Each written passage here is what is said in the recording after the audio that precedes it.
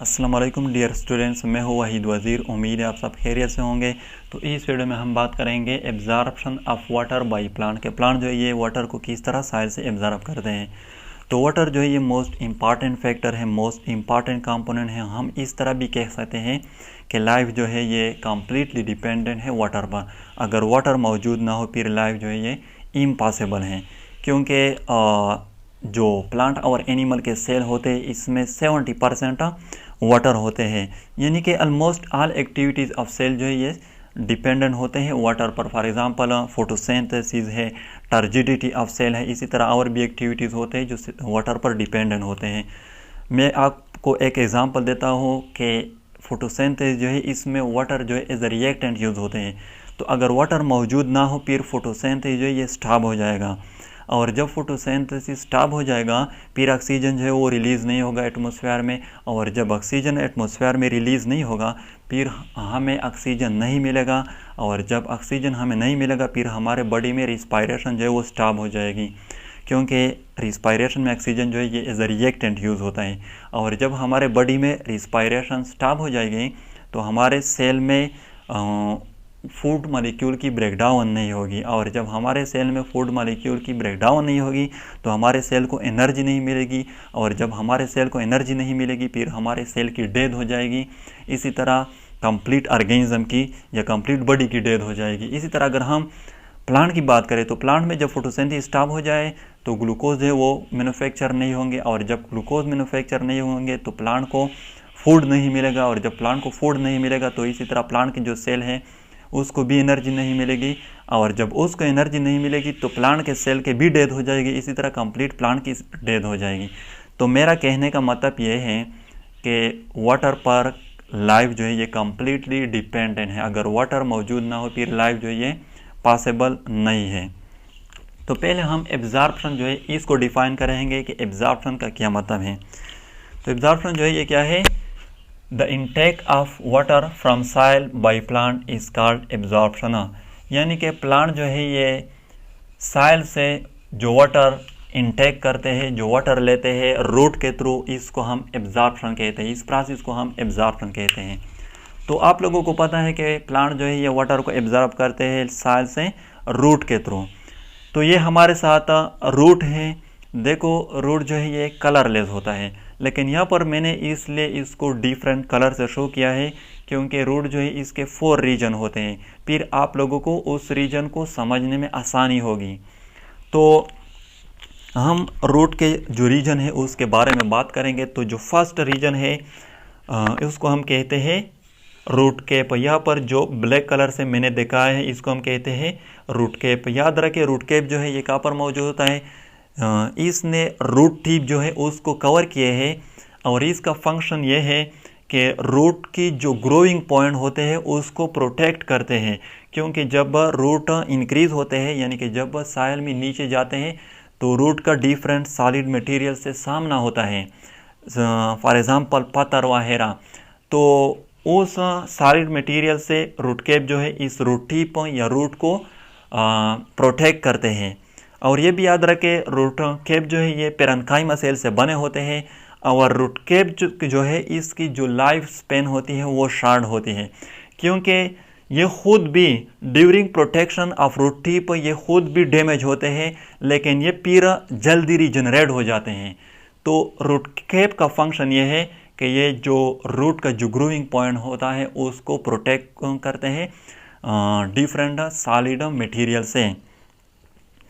ये जो पार्ट है या रीजन जो ब्लू कलर से मैंने देखा है इसको हम कहते हैं रीजन ऑफ सेल डिवीजन और मेरिस्टेमेटिक रीजन।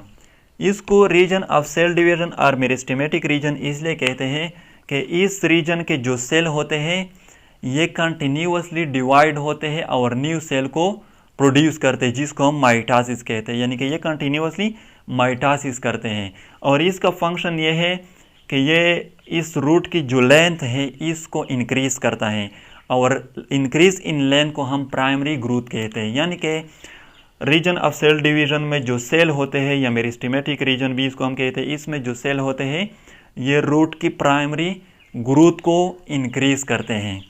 जो थर्ड रीजन है वो है रीजन ऑफ एलांगेशन। यानी कि ये जो ग्रीन कलर से मैंने शो किया है इसको हम कहते हैं reason of elongation. Region of एलांगेशन का फंक्शन क्या है? तो रीजन ऑफ एलांगेशन का फंक्शन ये है कि यहाँ पर जो सेल होते हैं वो क्या करते हैं, वो इनलार्ज होते जाते हैं, यानी कि इसकी लेंथ जो है वो इंक्रीज होती जाती हैं। और ये भी क्या करते हैं, ये भी इस रूट की लेंथ जो है उसको इंक्रीज करते हैं, यानी कि इस रूट की जो प्राइमरी ग्रोथ है उसको इंक्रीज करते हैं। तो रीजन ऑफ एलांगेशन और रीजन ऑफ सेल डिवीजन में क्या डिफरेंस रहा? रीजन ऑफ सेल डिवीजन में जो सेल होते हैं ये भी प्राइमरी ग्रोथ को इंक्रीज करते हैं, लेकिन ये कंटिन्यूअसली डिवाइड होते जाते हैं। और रीजन ऑफ एलांगेशन में जो सेल होते हैं ये भी प्राइमरी ग्रोथ को इंक्रीज करते हैं, लेकिन यहाँ पर जो सेल होते हैं वो पहले से मौजूद होते हैं, ये फिर डिवाइड नहीं होते, ये सिर्फ इनलार्ज हो जाते हैं, एलांगेट हो जाते हैं। इसी तरह ये रूट की ग्रोथ जो है उसको इंक्रीज करती है, प्राइमरी ग्रोथ। फोर्थ जो रीजन है, ये जो रेड कलर से मैंने देखा है इसको हम कहते हैं रीजन ऑफ सेल डिफरेंशिएशन और रीजन ऑफ मैच्योरेशन।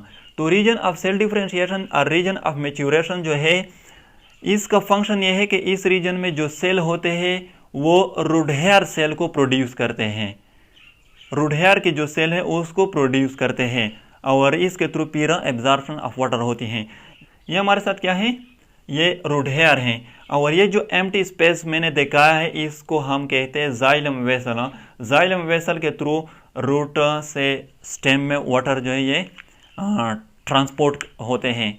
यहाँ पर ये पॉइंट भी याद रखें कि ये तो हमें पता है कि रूट जो है ये क्या करते हैं, वाटर को एब्जॉर्ब करते हैं, लेकिन रूट की सिर्फ वो जगह, वो सरफेस वाटर को एब्जॉर्ब करेगी जहाँ पर रूट हेयर मौजूद हो। मतलब कि वाटर की एब्जॉर्प्शन की जो फंक्शन है ये रूट हेयर का है, और रूट हेयर सिर्फ रीजन ऑफ सेल डिफरेंशिएशन और रीजन ऑफ मैच्योरेशन पर प्रेजेंट होते हैं। जो region of elongation, region of cell division और रूट केब होते हैं इस पर रूट हेयर प्रेजेंट नहीं होते। तो मेरा कहने का मतलब है कि region of elongation, region of cell division, root cap ये वाटर को एब्जॉर्ब नहीं करते, सिर्फ रीजन ऑफ सेल डिफरेंशिएशन जो है ये वाटर को एब्जॉर्ब करते हैं, क्योंकि रूट हेयर जो है ये सिर्फ रीजन ऑफ सेल डिफरेंशिएशन जो है इस पर प्रेजेंट होते हैं। यानी कि ये वाटर जो है ये आते हैं साइल से, इसी तरह रूट हेयर में, और जब ये रूट हेयर में इंटर हो जाते हैं फिर रूट हेयर से ये आ जाते हैं यहाँ पर जाइलम वेसल में, और फिर ये जाइलम वेसल से ट्रांसफर हो जाते हैं स्टेम में, और फिर स्टेम से चले जाते हैं different parts of the plant. तो ये था absorption of water by plants. इसके बाद हम नेक्स्ट लेक्चर में इंशाल्लाह मैकेनिज्म पढ़ेंगे, जो डिफरेंट पाथवे है उसको भी पढ़ेंगे। तो अगर वीडियो अच्छी लगे तो लाइक भी करें, कमेंट भी करें। अगर अभी तक चैनल को सब्सक्राइब नहीं किया है तो चैनल को भी सब्सक्राइब करें। थैंक यू एंड खुदा हाफिज़।